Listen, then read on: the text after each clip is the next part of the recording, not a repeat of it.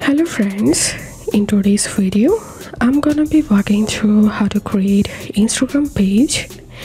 So first of all, launch your Instagram application and tap on your profile icon to the bottom right corner and tap on this three line icon to the right hand corner.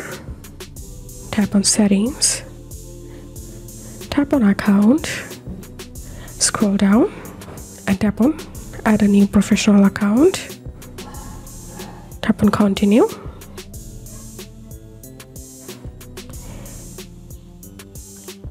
And now select your page category and tap on done. So all you have to need, just create a new professional account, and that's how you can create Instagram page.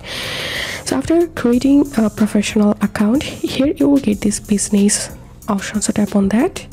Now you can add your payments here, you can add your branded content. So that's how you can do it. If this video helped you, give a thumbs up and please consider subscribe to 5 Minute Solution. Thank you for watching.